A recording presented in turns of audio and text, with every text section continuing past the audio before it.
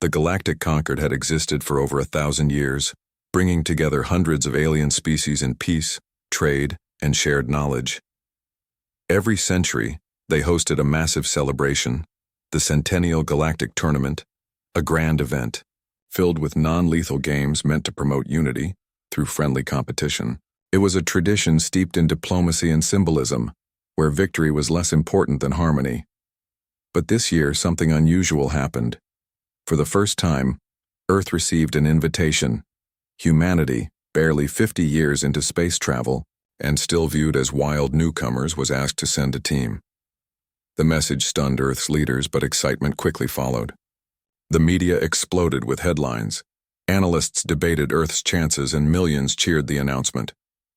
It was seen as a chance to finally prove that humanity belonged among the stars, not just as observers, but as true equals. Back on Earth, the decision of who to send came quickly. Instead of politicians or scholars, a special task group chose Captain Mira Holt, a former Special Forces commander known for her leadership, discipline, and calm under pressure. Mira had seen conflict zones across 3 continents before ever setting foot on a spaceship. Alongside her, the team included a sharp mix of ex-military personnel, Olympic-level athletes, tactical engineers, and survival experts. They believed the Galactic Tournament would be a series of simulated battles, obstacle runs, and war games, a perfect fit for their skills. They trained in zero-gravity drills, close-quarter combat, psychological warfare simulations, and emergency response scenarios. For them, it wasn't a game, it was an opportunity to test humanity's very spirit, and they were ready. However, when Team Humanity arrived at the Concord's shimmering capital station, they realized something was wrong. The other species, with elegant names and strange forms, floating beings, crystal-bodied creatures, winged, diplomats, greeted each other with poetic chants and gentle dances. Their uniforms were ornamental, designed more for beauty than function. In contrast, Mira's team wore armored suits, compact survival kits, and old-fashioned combat boots. The humans turned heads wherever they went, but not with admiration, mostly with confusion, amusement, and polite discomfort. During the welcoming ceremony, when each team was introduced, the humans stood stiff and silent while others bowed, sang, or performed peaceful rituals. One tall insectoid announcer even whispered to his colleague, "Do they think this is a war council?" The room filled with quiet chuckles. Later, while other teams prepared for the first round with warm-up stretches and meditative breathing, Mira's team sharpened knives, practice ones of course, and ran full tactical drills in a corner of the station gym. A few alien athletes passed by and quickly left, muttering in their languages. News feeds began labeling the Earth team as the primitive ones and speculated on how quickly they would lose. Some alien commentators joked that humans might accidentally injure someone before the end of the first event. A few betting networks opened odds, giving humanity almost no chance of passing even the early stages. But Mira noticed something different. The other competitors weren't just mocking them, they were underestimating them, completely. No one was studying Earth's strategies. No one was even watching their training. They assumed the humans were playing the wrong game altogether. Mira said nothing. She didn't need to correct them. That was the best advantage anyone could ask for. As the sun set beyond the station's glass dome, casting golden light across the training floor, she looked over her team with quiet pride. These weren't soldiers anymore. They were humanity's message to the galaxy. And while the tournament claimed to be about peace, Mira understood something important. No one ever truly respected a species until they'd seen what it could do under pressure. Humanity wasn't here just to participate. They were here to survive, to adapt, and, if necessary, to remind the galaxy that evolution didn't always come with silk robes and silver words. Sometimes it came with scars, silence, and the kind of strength no one saw coming. The opening ceremony of the Centennial Galactic Tournament was unlike anything Mira and her team had ever seen. The grand hall was filled with a dazzling display of colors, floating lights that danced like stars, banners from countless planets waving gently, and music that seemed to come from everywhere and nowhere at once. There was no shouting, no war cries, only quiet cheers and respectful nods exchanged between the competitors. Every team was dressed in light, flowing uniforms that shimmered with symbolic patterns representing their home worlds. It was a celebration of peace, unity, and friendly competition. But when the humans arrived, clad in their heavy combat gear and carrying equipment designed for real battle, a hush fell over the crowd. Officials immediately stepped in, checking their weapons and devices, their faces filled with confusion and some concern. Mira and her team quickly learned that the tournament's rules forbade any form of real violence. All events were carefully controlled simulations meant to test skill, intellect, and agility without causing harm. The games focused on tactics that required thinking, coordination, and speed, but no bloodshed. For a moment, the human team felt a sting of disappointment. Their training had prepared them for combat, survival, and facing threats that could kill. This peaceful competition was not what they had expected, yet they refused to back down. Instead, they resolved to adapt. If the rules forbade real fighting, then they would use their strategic minds and teamwork in new ways.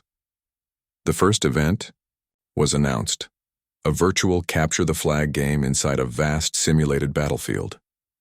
Other species entered with confidence, their strategies built on consensus, logic, and subtle negotiation. They moved with grace and calculated patience, often pausing to communicate silently with their teammates. The humans, however, approached the game differently. Mira led her squad with clear commands, dividing them into smaller units that moved quickly and quietly.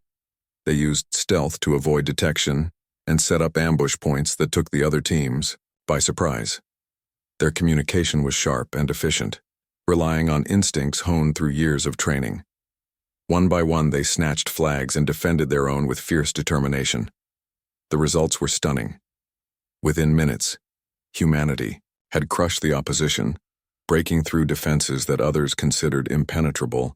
The crowd, expecting a show of peaceful contest, instead witnessed a display of precision and ruthless efficiency. Commentators scrambled to find words, some saying Earth's team had broken the simulation, others whispering about their unpredictable tactics. Questions flew. How did the humans move so fast? Why did they strike so decisively? The Galactic audience was divided, some in awe, others in disbelief. Meanwhile, behind closed doors, the high judges met in urgent sessions. Among them was adjudicator Threxel, a squid-like elder with many eyes that seemed to pierce through every player's mind. He voiced his growing unease. To him, the humans' methods showed aggressive tendencies that could disrupt the spirit of the games. He feared their style might provoke real conflict if allowed to continue unchecked. Still, no one could deny the excitement humanity's presence had brought to the tournament. Teams that had once ignored Earth's existence now watched carefully, analyzing every move, eager to learn or to find weaknesses. In the quiet moments before the next event, Mira gathered her team and reminded them that this was not just about winning a game. It was about proving that humanity could survive and thrive in ways others did not expect. They were not here to conquer with violence, but to show strength through skill, discipline, and heart. As the next round was about to begin, attention filled the air, one part fear, one part curiosity. The galaxy was watching, and humanity, the unlikely competitor, was ready to rewrite the rules. The days following the initial surprise victory only deepened the galaxy's astonishment as the tournament shifted into more challenging and demanding events. The zero-gravity arena duels became the stage for the humans' true strength to shine. Unlike other teams that relied on complex mental coordination or advanced technology, the humans approached each duel like soldiers in real combat. They moved with sharp precision, anticipating opponents' moves before they happened. Their tactics were aggressive but controlled, a blend of speed and endurance that left alien competitors scrambling. When it came to squad maneuvers, humanity's experience in coordinated warfare was clear. Teams of diverse species struggled to maintain communication and strategy under pressure, but the humans operated like a single organism, each member knowing their role perfectly, adapting to changing situations without hesitation. The other teams watched in disbelief as humans used formations and flanking techniques long forgotten by many advanced species, who had long considered such tactics primitive and unnecessary. Perhaps the most shocking display came during the mech suit sparring matches. The massive mechanical suits designed for simulation and protection moved slowly in the hands of many competitors. Yet the humans piloted their suits with surprising fluidity, combining agility with deadly strikes. They combined their knowledge of ground combat with the mechanics of the suits, turning what others thought was a ceremonial event into a brutal ballet of offense and defense. The Galactic elite, who viewed warfare as an outdated and crude practice, found themselves both horrified and fascinated. Their centuries of peace and diplomacy had taught them to avoid conflict at almost any cost. To them, battle was a relic, best left to history books and war museums. But here were humans, reminding them of the raw power and skill that came from real experience and survival. As news and video clips from the matches spread through every corner of the galaxy, younger warriors began to imitate the human styles, practicing ambushes, hand-to-hand combat, and rapid team coordination.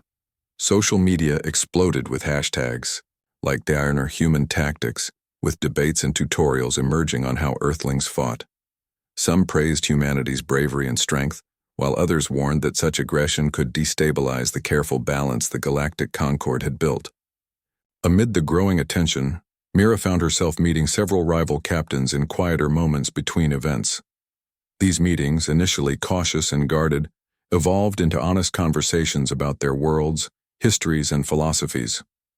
Mira shared Earth's story, not a tale of glory through endless wars, but one of survival against overwhelming odds. She explained that humans had not chosen to be warriors. They had been forced into the dance of war by circumstances beyond their control. The phrase she often repeated, "We didn't choose to be warriors, we had to be," captured the hearts of many. It was shared across communication networks, becoming a rallying cry for respect and understanding. But not all reactions were welcoming. High-ranking members of the Galactic Council, including the watchful adjudicator Threxel, grew increasingly concerned. To them, humanity's rise threatened the tournament's purpose and the delicate peace among the stars. They debated quietly but firmly behind closed doors, discussing measures to limit Earth's influence or even disqualify them entirely. Threxel warned that if humanity's style was allowed to spread unchecked, it could bring back the very conflicts the Concord had fought so hard to prevent. Despite these threats, the human team pressed on with determination and dignity. Each victory brought new challenges, but also a growing respect from many who once doubted them. The tournament had become more than a contest of skill. It was a proving ground for humanity's place in the galaxy, a chance to show that their strength was not just in combat, but in resilience and honor. As the tournament moved forward, the air was thick with tension and anticipation. Would the humans continue to break expectations? Or would the Council's efforts to contain them succeed? For Mira and her team, the answer was clear. They would fight, not with weapons alone, but with every ounce of spirit they possessed. The dance of war had only just begun, and Earth was ready to lead. As the tournament reached its climax, Team Earth found themselves standing on the brink of a historic moment, the final round. Their opponent was the undefeated champion team, the Sarlani, an avian species known throughout the galaxy for their elegant mind-link combat strategy. The Sarlani fought with a level of coordination and grace that seemed almost supernatural, their every move perfectly synchronized without words, relying on a mental connection passed down through generations. The arena was a massive, enclosed space filled with shifting landscapes designed to test every skill imaginable. As the match began, the two teams moved with purpose and precision. The humans relied on their hardened training, combining sharp instincts with swift maneuvers, while the Sarlani danced through the field like living shadows, striking with calm precision. But just as the intensity of the battle reached its peak, an unexpected and terrifying event shattered the controlled environment. A rogue AI virus, slipped unnoticed into the arena's systems, began to override safety protocols. Suddenly, simulated weapons that were meant to be harmless sprang to life with deadly force. Lasers burned through the air, Force fields became barriers that trapped combatants and drones activated with hostile intent. Panic spread quickly among the spectators and teams alike. The peaceful game had turned into a real battle for survival. Most teams froze, unsure how to react in this sudden chaos. Some fled the arena, while others huddled in corners hoping to avoid danger. But the humans, led by Captain Mira Holt, reacted instantly and with astonishing calm. Mira's voice rang out clear and commanding over the comms as she ordered her squad into defensive formations, not just to protect themselves, but to shield others, rivals included. They moved like a single unit, using every piece of their training to contain the threat. Their years of experience in combat zones became their greatest advantage. As drones targeted nearby players, human soldiers intercepted, disabling the machines with precision. When force fields trapped some competitors, humans coordinated rescue efforts, hacking into the system with quick thinking to free them. Throughout the crisis, Mira remained a steady presence, her calm and leadership inspiring even the most frightened participants to stand and fight. Watching this unfold, the Galactic audience was transfixed. What they saw was not just skill or strength, it was true heroism. Instead of seizing an opportunity to dominate, the humans prioritized saving lives. Their actions revealed a deeper layer of their nature, valor, discipline, and loyalty. As the virus threat was finally neutralized, the arena's control systems slowly returned to normal. The tournament officials declared the match suspended, but the damage was done. Across the galaxy, the story spread quickly. Commentators praised the humans not only for their combat ability, but for their courage and compassion in the face of danger. Mira's team had shown that Earth's strength was far more than muscle or tactics. It was the willingness to stand for others when it mattered most. However, not everyone welcomed this change. Back in the council chambers, voices grew louder in debate. Adjudicator Threxil and others who had long been wary of humanity saw the incident as proof of their dangerous nature. They accused the humans of provoking the crisis, suggesting their aggressive style had made the virus attack more likely, or even implied sabotage.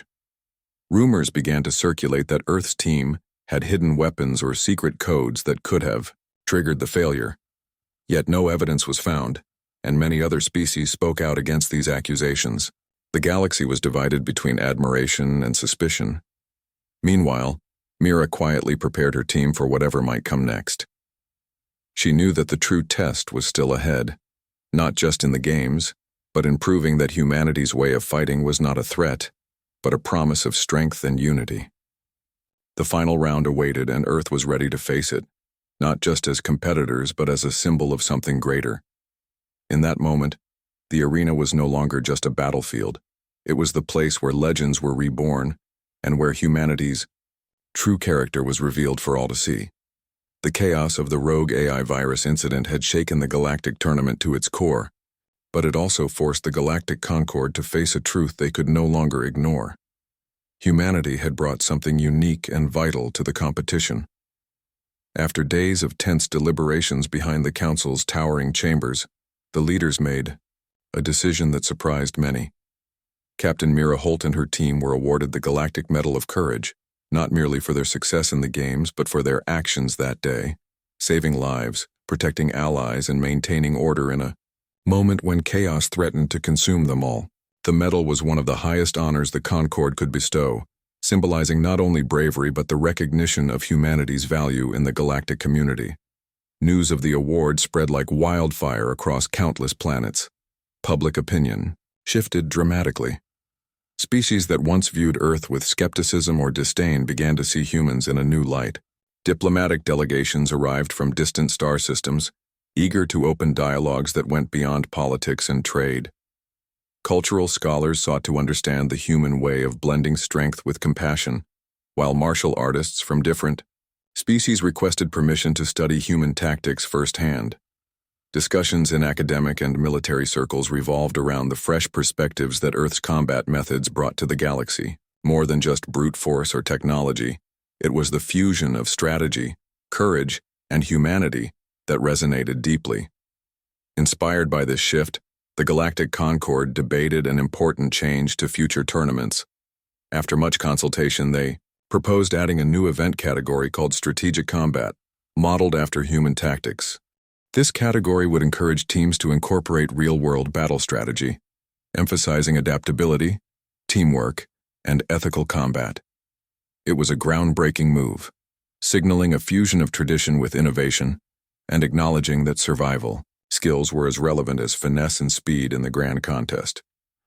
As preparations for the tournament's closing ceremony began, the anticipation grew. The vast stadium, packed with spectators from hundreds of worlds, awaited the final moments. With eager energy, Mira stood on the main stage, her figure framed by the bright lights and a backdrop of swirling stars projected on the dome above. The crowd fell silent as she stepped forward to speak, carrying the weight of not just her team, but the hopes of humanity. Her voice was steady and clear, carrying a message beyond victory. "We came to this tournament not just to compete, but to show who we truly are," she said. "You called this event a sport, something light without real risk. For us, survival has always been the only game. We didn't choose to be warriors, we had to be, because our history is filled with challenges that demanded strength, resilience, and loyalty." The audience listened, captivated by her honesty and the power of her words. She continued, "Our victories were not just about defeating opponents. They were about protecting each other, about courage in the face of danger, and about honor. Combat for us is not merely destruction, it is an art, a dance of trust and discipline." When Mira finished, a wave of applause swept through the stadium, louder and longer than any before. Species that had doubted, feared, or mocked now stood to recognize the truth in her message. Humanity was no longer the outsider. They were a respected part of the galactic family. The closing ceremony turned into a celebration of unity, diversity, and newfound respect.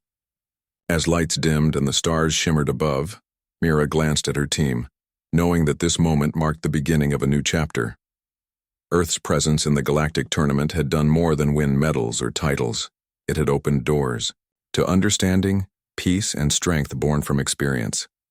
The galaxy had witnessed something rare, the power of survival shaped by courage and the will to protect. And as the crowd's cheers echoed, one truth stood clear.